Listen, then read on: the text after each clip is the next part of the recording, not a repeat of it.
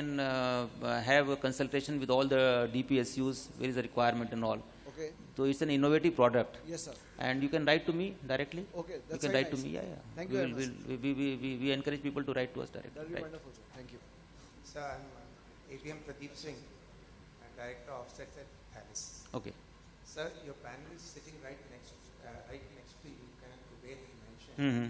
that in the offset policy by direct purchase and also executing export orders was considered to be as one of the main vehicles Main? for offset, main Avenues. avenues Okay. for offset Ah. execution by foreign Hmm. companies. But sir, what has happened in the last few years, EOW said that EO is restricted only for Indian vendors, is not available for foreign OEMs. Now there's an issue here, and maybe we should relook at this issue because it will really open up larger avenues for us to do offset purchases from India. And I'll definitely request Colonel Kuber to convince Secretary at Defense Okay, I think Production you can EO is write a- to me. is a I very think, good yeah, avenue for- I know Colonel Kuber and all. He has been part of the Dhiren Singh committee also, I believe. Isn't Yes. it? Yeah, So so, our request is that sure. you should consider executing export orders for foreign. okay. Right.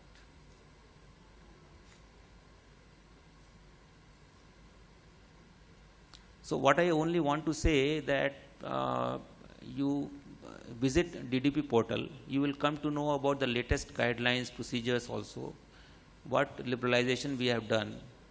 And if you come across anything which puts private sector at disadvantage vis-a-vis PSUs, you bring to my notice. Because I have been told that we have done everything to make the level playing field. And you can also write to me directly for any of the issues which is an hindrance for the defense production.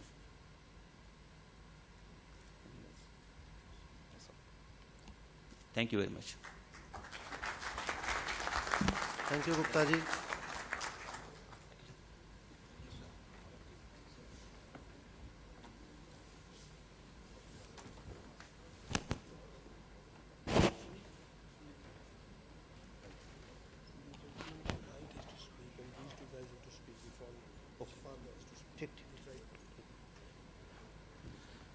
Let us continue.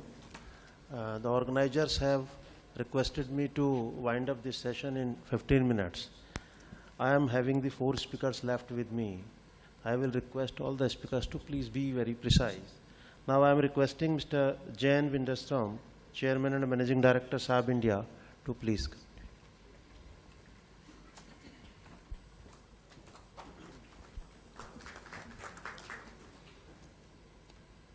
Chair, General, ladies and gentlemen, a very warm good afternoon.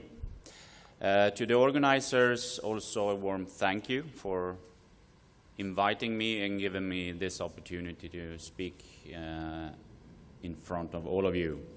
So the task given today is under the headline Defense Production, Self-Reliance and Beyond. And I would carry on where Mr. Reddy was saying that he would focusing on the later two.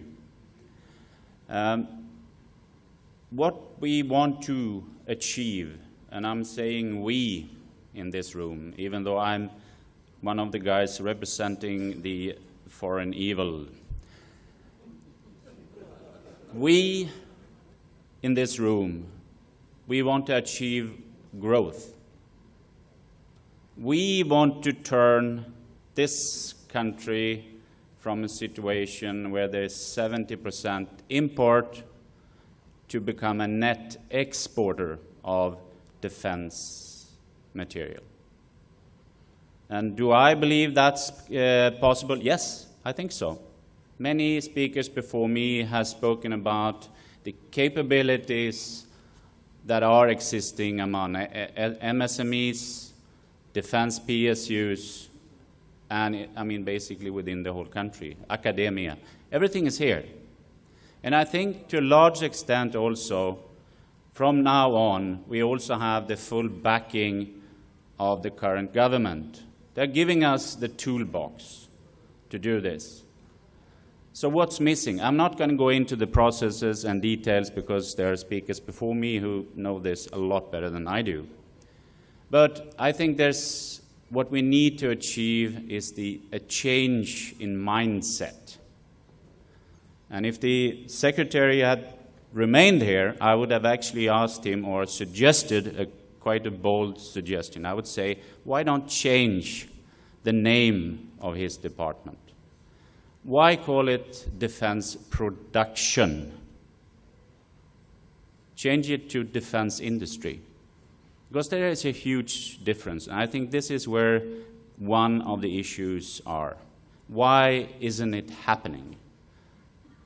It is because we are back in the good old 50s, 60s, with production unit 1B, C, you have the central design authority. Yes, to a large extent, it's a working system. But in the modern environment and where India wants to go today, look at HL, for instance. With Mr. Tyagis, and I must say all honor to you, and in regards, if I put the helicopter program that they have launched, is that a production program? No. They have developed, and yes, now they're entering into production. Defense industry is, I would say, more than 50% anything else than production. So why do we keep on talking about production, production, production? Yes, production will come one day when you have developed your product and you have developed your market and you have been able to sell your product. Then you can produce it. But it's out here, not here.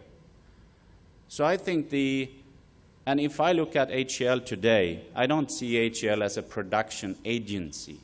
I see HL as an aerospace industry in India, fully capable of having, all the R&D resources necessary to sustain their presence here. Because that's another word, sustainability. And if I, for instance, go into the offset part, Colonel Kumar, a very warm topic from your side. And I think, yes, the process is there. And I can argue about bits and pieces about what I like about it. But what I'm missing with the offset policy is the requirement on the receiver end. There's a whole Bible of requirements on the giving end. But the receiver, because if you look at what's happening today, if you are a receiver of an offset, let's say that I'm discharging production of 100 cc boards to company X. So company X invests 80% to be able to just make it to produce these 100 cc boards, because naturally this company wants to earn their money. After they've done this 100 cc board, what happens? Then they're back to square one. Is that sustainability? No, it's not. What should have happened is that the company X invested 120% with a long-term business plan how to become India's biggest electronic manufacturer in 10 years. And I think that should be written in the offset policy that anyone who receives offset should be able to actually present a long-term business plan, how this company is supposed to sustain this technology, this production, or whatever it is. Then you're creating a sustainable industrial society, because that's the only way to do it. And yes, if we remove 5% or 3% or maximum 7% of the whole defense industrial complex, the defense industry is no different to any IT or auto industries, etc. You have to be competitive. We, as a company, Saab, we are investing 30% of our turnover into R&D on a yearly basis. 30%. That's required to be competitive on the international market. That's the reality for all the companies here, all the companies in India, MSMEs, large ones, big ones, small ones. Because 50% of what you do should be R&D or R&D related. The other 50% might be production. So if you only think production, if you only think in those terms, then you will not be sustainable. Before ending, I would like to make another suggestion. We talk about transfer of technology. You hear that everywhere. And yes, I hear myself saying that 100 times a day. We're offering full technology transfer. What I love to say is that we are offering transfer of capability, not technology.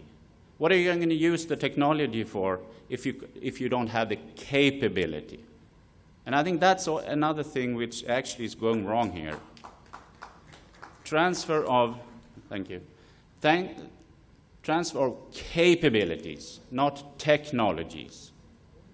When we talk about technology transfer and we get our requirements on RFPs, etc., from the government or from our customers, we get a list with an Excel sheet like this with 100 different, it says different technologies. It's cables, it's this, it's that, That's not capability. It should say, whatever I do, if I invest in India, I should be able to stand up here in front of all of you to say that in 10 years from now, I'm going to turn this aerospace ecosystem into an industry that can export fighters out of India to Asia, to the globe. That's the requirement you should put on me, not whether I transfer a technology for gluing cables. Thank you so much.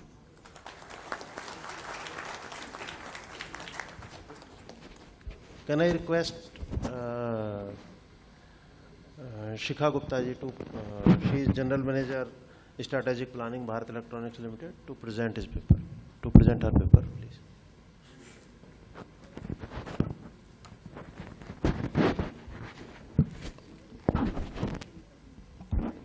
Session Chair, dignity on board and off the board.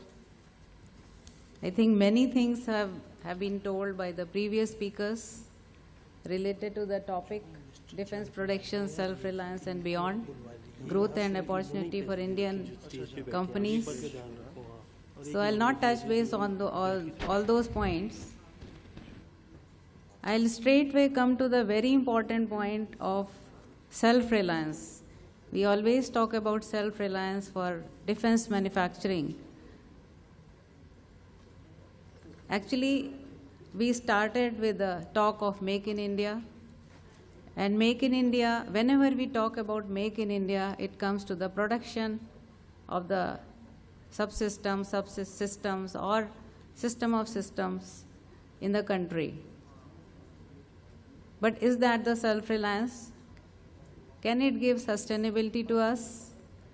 If we are buying it from the foreign countries, if we are still dependent on their technologies, it's not self-reliance. All this is known by everybody. Our aim should be self-sufficient, that is beyond self-reliance. Self-reliance is when we are not dependent on anybody for the maintenance and the operation of the system. But if we are not dependent on the technology on the foreign vendors, that is the self-sufficient. This cannot be done overnight. It's a long journey. We have just started. I'll just touch the major issues, major challenges of the self-reliance, which as a DPSU who is working in defense manufacturing for last 60 years is facing, is the restricted access to defense technologies through foreign collaborations. Now, it should not be restricted. A lot of foreign companies are coming to the country for collaboration. It should be collaborative development. The development of the system itself should be collaborative, where the work share should be there for the development, and after that the IPR should also be shared. Why not? If the country is giving business to the companies outside this country, this should also be shared. That is my view. Then the high cost of R&D for development of cutting-edge technologies coupled with low volume defense requirement and with no assurance of firm business. This is one thing which is bringing down the investment of R&D in defense. Although we have DRDOs, we have DPSUs investing on R&D, but as previous speakers also suggested and SA2RM also suggested, private industries should also invest on R&D, maybe a little bit, but that will give a long view. Then minimum investment of R&D in India. Actually, not only defense R&D itself, the investment is 0.8% of GDP in 2014 and 0.52% of turnover by industry in 2015. Now this compared to the other countries like US, who is investing 2.27% of GDP, and Japan 3.39% and Germany 2.92%. So that is where we have to see how much we are investing on R&D for self-reliance. Then lack of synergy, this point also has been touched by many speakers. It is very important. There is a lack of synergy between research institutes, academia, and industry. We have lot of capabilities in our academics, our institutions, academic institutions, our R&D institutions, and our industry separately. But there is a need to synergize all the three organizations. R&D institutions have lot of capabilities. They are developing something which needs to be commercialized by the industry. Take it up forward and work on that. Now, last 2 minutes I'll take, sir. Now we need to develop the robust indigenous defense industry ecosystem with capability across the value chain, that is my view, which will require increased investment of technology, product development by government as well as industry. Industry must move to co-development and co-manufacturing relationship.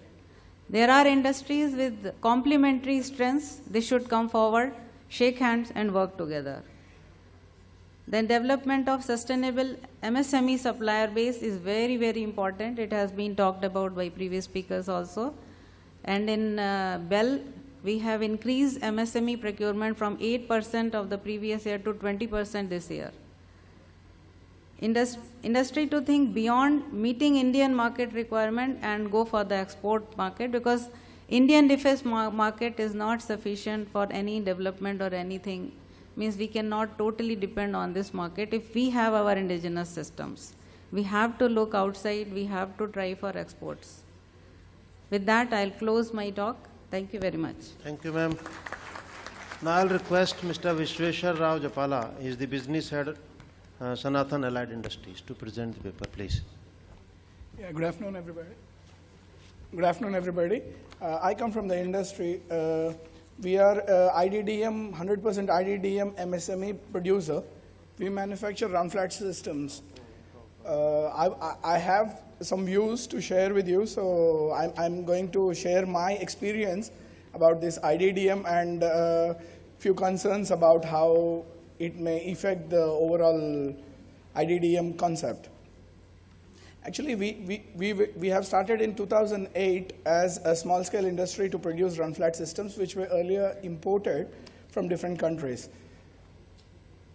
During our first year of production, we could reduce the cost of imports by almost all 40%.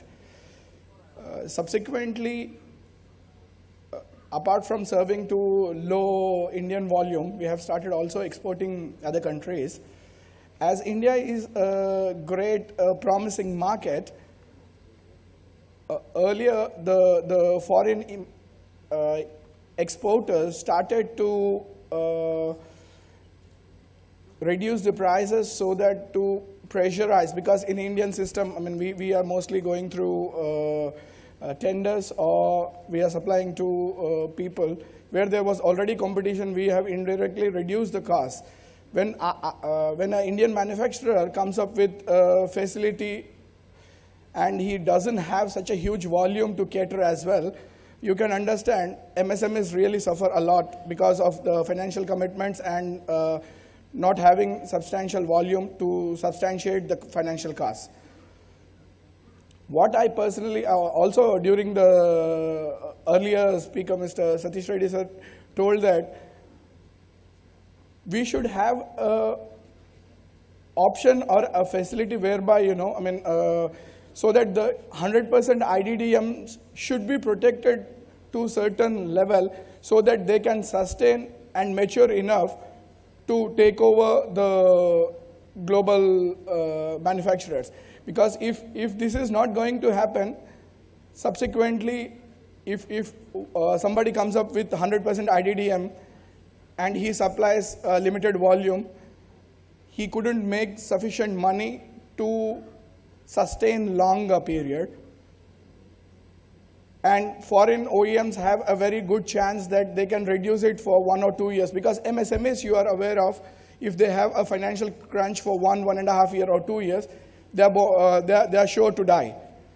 And if such a strategy is strongly employed, or alternatively, if IDDM manufacturers, they are also competition in price coming from internally as well, subsequently the whole concept of IDDM development in India is defeated, because as there is more and more cost-cutting procedures, this would push the IDDM producer to a corner where for him to sustain longer, because normally you do investments, you do research normally for 2 years, 3 years, then you develop a product, you set up an industry, that would take another 2-3 years, and volumes will not start from day one, as you are all aware of.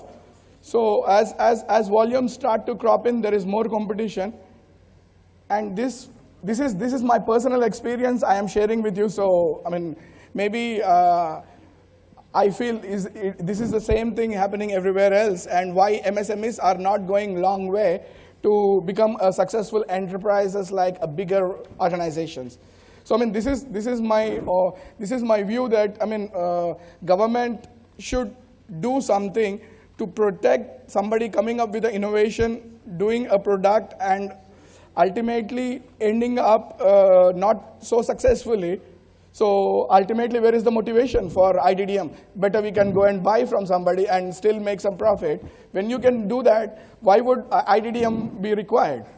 So I mean, this is my concern. So I would like to put this concern to you, and maybe there are people here who can take some decisions or formulate a plan so that IDDMs will sustain and stabilize and become a success story rather than it becomes a concept. Thank you very much. Thank you, Vishwesarji, for adhering to the time. Now I am requesting to the last speaker of this session, Brigadier Sandeep Bhalla, VSM.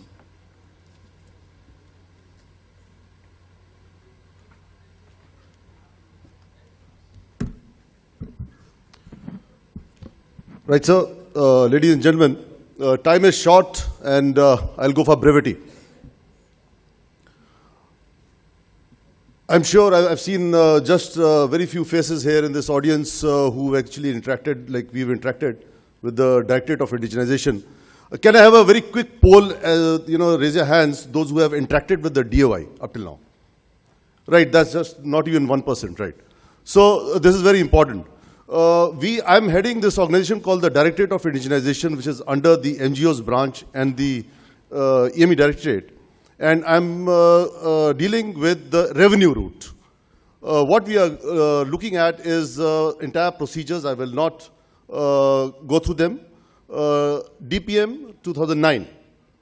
And my role is to take on the indigenization for imported space, included those which are already being manufactured by the defense PSUs and by the army-based workshops, wherein they've shown their inability, they've not been able to meet the requirement in the required time frame. So that means that I am also taking on all production hold-up items also. Second, I'll give you very few figures so as to just leave an impact. Time is short. There are a total of 1,200 items which are there with me at the moment in various stages. Third, I have already completed 500 items which have already been indigenized, and in this process, I have already developed a total of 119 vendor bases who have made these indigenized items. Next, the procedure that is followed with the Directorate of Indigenization is very simple. This is the shortest procedure which is possible. I have been here for about a year and a half. I don't take the credit for it. It is because of the new procedures and the systems which came in place because of the DFPDS 2015 and subsequently 16. Earlier on, it was taking on a period of approximately 24